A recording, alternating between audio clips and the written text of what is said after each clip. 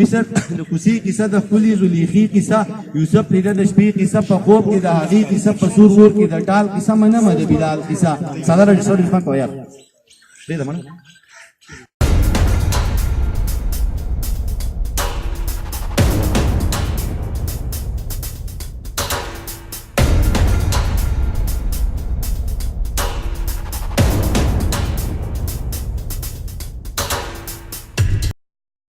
Boris, like I'm not entertaining the people, you know? I'm not entertaining the people.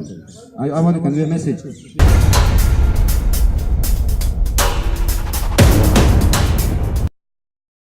دغه نمخ کې د غزل یو څو شعرونه یم چې په ماتو حوصلو راغلم په